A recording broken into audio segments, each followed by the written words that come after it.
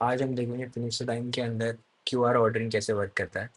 QR ordering मतलब रहता है कि जैसे हम टेबल्स पे क्यूआर कोड्स का सेटअप करना चाहते हैं एंड कस्टमर्स जो आएंगे, गेस्ट जो आएंगे, वो डायरेक्टली क्यूआर को स्कैन करके ऑर्डर प्लेस कर पाए।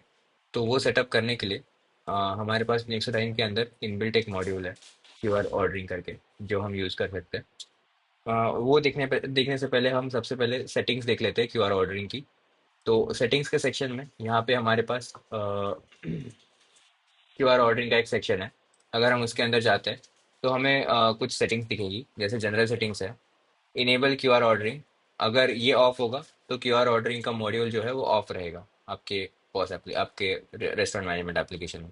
उसके अलावा मास्टर मेन्यू इनेबल डिसेबल हम यहाँ से कर सकते हैं।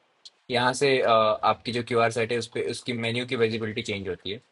उसके अलावा हमारे पास क्यूआर फ्लो मोड है, like direct pin entry and staff approval. तो जब हम क्यूआर कोड स्कैन करते हैं तब जो अप्रूवल रहेगा वो स्टाफ मैन्युअली अप्रूव करेगा या डायरेक्ट पिन देगा अप्रूव करने के लिए, वो कैसा रहेगा फ्लो, वो डिसाइड करने के लिए हमारे पास क्यूआर फ्लो मोड का एक ऑप्शन है। नेक्स्ट है गेस्ट ऑप्शन।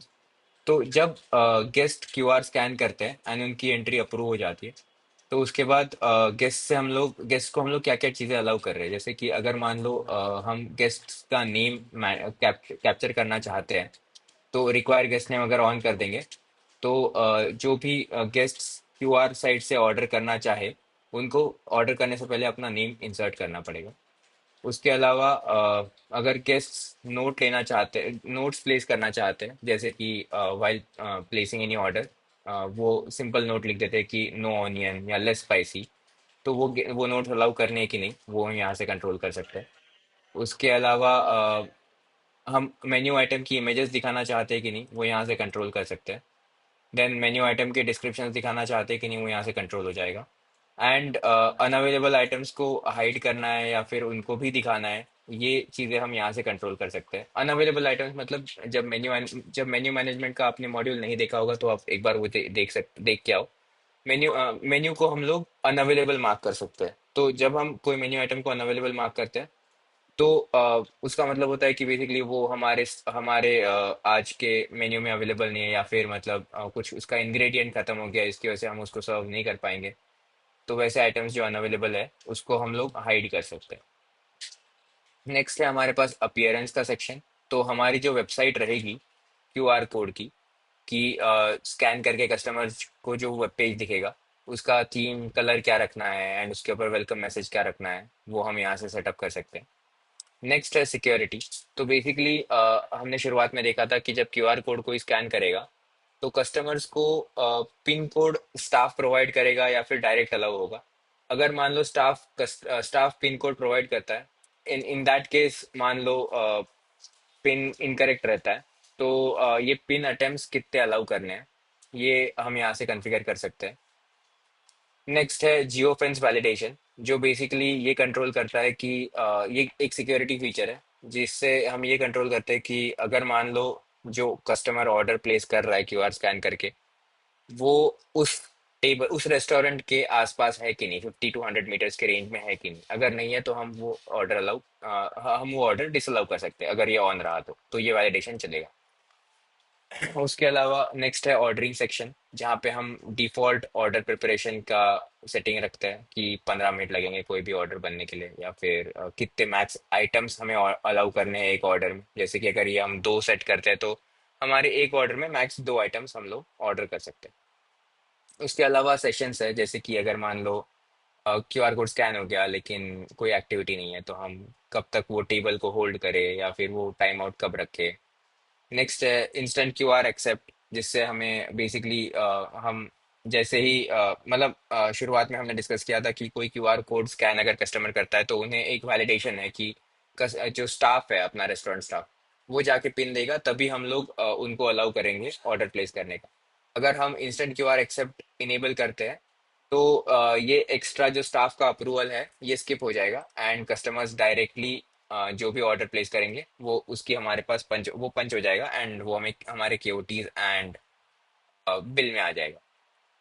फिर उसके अलावा हमारे पास कुछ मॉनिटरिंग चीज़ है, जैसे कि ईमेल अलर्ट ईमेल्स अगर सेंड करने हैं कुछ इशू हुआ तो तो वो भी हम यहाँ से इनेबल कर सकते हैं। इसके लिए हमें आपका बिजनेस ईमेल लगेगा। तो ये हमारी क्यू आर ऑर्डर की सेटिंग्स है। अब हम जाते हैं क्यू आर ऑर्डरिंग में। तो इसमें हमारे पास हर टेबल की जो भी क्यू आर कोड्स है वो दिखेगी। जैसे हमारे पास एक ग्राउंड फ्लोर का सेक्शन है, टेरेस का सेक्शन है, तो उनके टेबल्स के ऊपर लगने वाली जो भी क्यूआर कोड्स है वो उसको हम यहाँ से देख सकते हैं। उनको हम यहाँ से जिप या पीडीएफ करके प्रिंट भी कर सकते हैं। तो बेसिकली कस्टमर्स को यही करना है कि ये क्यूआर कोड्स को अपने टेबल्स पे अटैच करना है। And I mean restaurant owners को या रेस्टोरेंट स्टाफ को ये क्यूआर कोड्स को अपने टेबल्स पे अटैच करना है। And when customers will come, तो उनके वो जब इसको स्कैन करेंगे, मैं एक सैंपल फ्लो दिखाता हूँ। तो उस केस में हम बेसिकली ये एक स्कैन करेंगे। वो स्कैन करके ये इस यूआरएल पे जाता है। तो हम देखते हैं इस यूआरएल पे क्या होगा। तो जब फर्स्ट स्कैन करेंगे तो ऐसे टाइप का स्क्रीन कस्टमर्स को अपने फोन पे दिखेगा, जहाँ पे ये एक वैलिडेशन है कि जब स्टाफ अप्रूव करेगा तो ही ये टेबल अवेलेबल होगा। तो यहाँ से रिक्वेस्ट टेबल कर सकता है कस्टमर। एंड स्टाफ को अपने पॉस टर्मिनल में वो टेबल की ऐसी एक रिक्वेस्ट आ जाएगी। अगर हम इंस्टेंट अप्रूवल अलाउ इनेबल कर देंगे तो वो ये रिक्वेस्ट अपने आप एक्सेप्ट हो जाएगी। अगर हम अभी करंट सिचुएशन में वो सेटिंग डिसेबल्ड, इसलिए हमें अप्रूवल का एक रिक्वेस्ट आया है। मैं यहाँ पे ये अप्रूव करता हूँ, तो मैं देख सकता हूँ कि टेबल एक्टिवेट हो गया है। एंड ये हमारा क्यूआर का साइट ऐसे दिखेगा, जहाँ पे कस्टमर्स मेन्यू देख सकते हैं। फिर सेक्शंस वाइज मेन्यू देख सकते हैं कि मोस्ट पॉपुलर ये आइटम्स है, देन बेवरेजेस, देन हमारे पास ब्रेड्स एंड ऑल दैट। तो लेट्स से यहाँ से मैं एक दाल मखनी एंड दो तंदूरी रोटी ऑर्डर करता हूँ। यहाँ हम देख सकते हैं कि कार्ट में चीज़ें ऐड होती जा रही है। कार्ट में लेट्स से कस्टमर अपनी कुछ एक नोट ऐड करना चाहता है कि लेस ऑयली, तो वो भी हम वो ऐड कर सकता है। उसके अलावा कस्टमर्स के पास अगर कुछ डिस्काउंट कूपन कोड होगा तो वो यहाँ पे एंटर कर सकते हैं। डिस्काउंट कूपन कोड कैसे बनेगा फॉर रेस्टोरेंट ओनर्स वो हम नेक्स्ट ट्यूटोरियल में कवर करेंगे। लेकिन यहाँ पे हम लोग अभी नेक्स्ट है, इसके अलावा हम प्लेस ऑर्डर का एक ऑप्शन रहेगा, वो यूज़ करेंगे तो ये ऑर्डर डायरेक्टली पंच हो जाएगा। उसके अलावा यहाँ पे एक नोटिफिकेशन आइकन है, जिससे कस्टमर्स के पास कुछ एक हैंडी टूल्स है, जैसे कि अगर उन्हें वाटर चाहिए या वेटर को बुलाना है या फिर बिल रिक्वेस्ट करना है, तो वो ऑप्शंस रहेंगे। अभी मैं ऑर्डर पंच करता हूँ, तो ये हमारा ऑर्डर प्लेस हो गया। अभी हमारे पॉज टर्मिनल में ये ऑर्डर कुछ इस तरह से दिखेगा, नोटिफिकेशन कि फायर टू किचन। एंड ये ऑर्डर हमें डाइन इन वाले फ्लो में मेरे हिसाब से T1 वाला टेबल था। तो आई थिंक T1 नहीं था, T10 या T11 वाला टेबल था, जिसके ऊपर T11 वाला टेबल था जिसके ऊपर ये ऑर्डर आया है। तो ये रहा उसका केओटी, दाल मखनी और दो तंदूरी रोटी। अब इसके अलावा हमें मान लो ये ऑर्डर में कस्टमर और चीज़ें ऐड करता है, जैसे कि हम वापस जाते हैं उसी वेबसाइट पे एंड कस्टमर वापस मेन्यू पे जाके एक मैंगो लस्सी ऐड करता है। यहाँ पे हम कार्ट में जाएंगे तो मैंगो लस्सी दिखेगा, प्लेस ऑर्डर करेंगे तो वापस पॉज टर्मिनल में हमें एक ऑर्डर आया हुआ दिखेगा for table T01, sorry T11। और इसके अंदर हमें as we see mango lassi is showing now.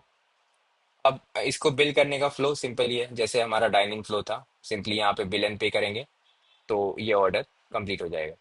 But उससे पहले हम वो फीचर देख लेते हैं कि कस्टमर्स मान लो कॉल वेटर करता है या फिर कॉल बिल रिक्वेस्ट करता है, तो वो कैसे वर्क करता है। लेट्स से यहाँ से सिंपली कॉल वेटर अगर कस्टमर करे, तो हमें पॉज टर्मिनल के अंदर नोटिफिकेशंस दिखेंगे। यहाँ पे नोटिफिकेशन के अलावा यहाँ पे रिक्वेस्ट में भी हमें call call waiter eight T11 का एक ऐसे पेंडिंग नोटिफिकेशन दिखेगा, रिक्वेस्ट दिखेगा। वो यहाँ पे कैशियर या फिर जो भी पॉज टर्मिनल पे बैठा है, they can acknowledge it and वो नोटिफिकेशन चला जाएगा। सिमिलरली वाटर का भी नोटिफिकेशन आएगा।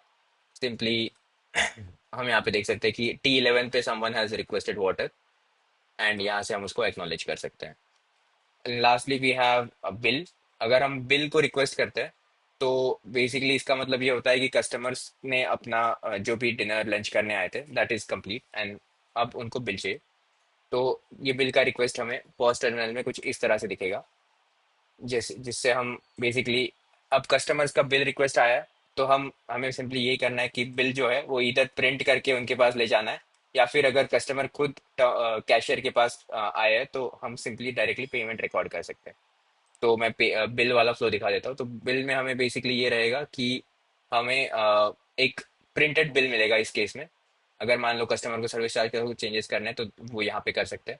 फाइनली जब पेमेंट रिकॉर्ड करना है तो यहीं से डायरेक्टली हो जाएगा। जैसे कि अगर मान लो 511 रुपये ये कस्टमर डायरेक्टली कार्ड से पेमेंट करना चाहता है, कंफर्म करेंगे एंड ये हमारा बिल रेडी हो गया। That's pretty much it for QR ordering flow. Thank you.